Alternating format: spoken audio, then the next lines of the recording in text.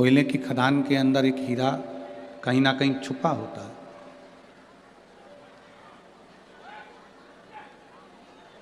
अब उस कोयले की खदान में से हीरे को ढूंढने के लिए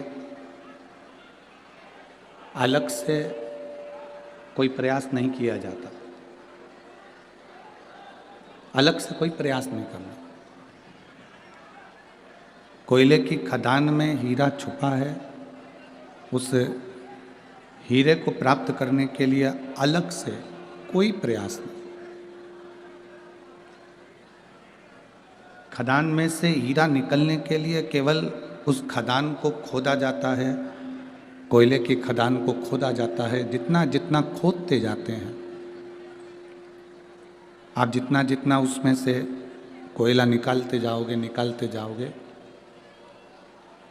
तब कहीं ना कहीं किसी न किसी रूप में वो हीरा आपको प्राप्त हो जाता है, वो हीरा आपको मिल जाता है।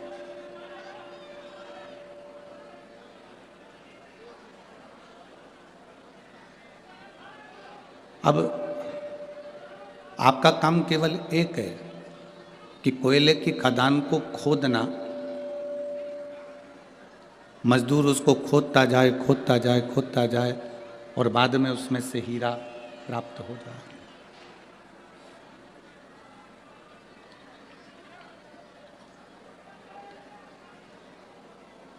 बस मेहनत हमको करना है, संघर्ष हमको करना, थोड़ा परिश्रम हमको करना है। अगर हम मेहनत से पीछे हट गए, संघर्ष से पीछे हट गए, तो वो हीरा जो कोयले की खदान में है वो हमको मिलता नहीं है।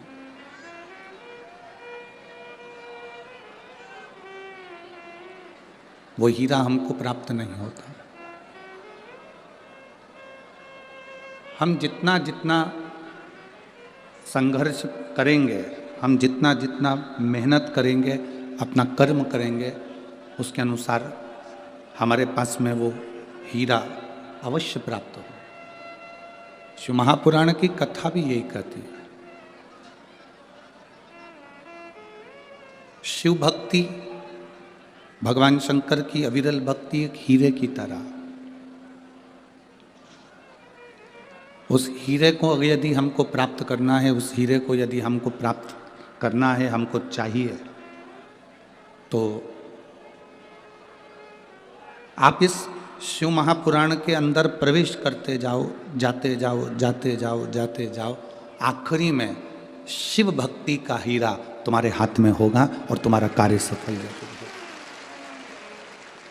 अकाल मृत्यु वो मरे जो काम करे चंडाल का, काल उसका क्या बिगाड़े जो भक्त हो महाकाल का। जो शिव की आराधना करता है, शंकर की उपासना करता है, शिव भक्ति में डूबा रहता है, वो किसी अन्य से डरने की उसको जरूरत नहीं होती। उसकी भक्ति का बल उसके पास में होता, उसके विश्वास का बल उसके साथ में होता।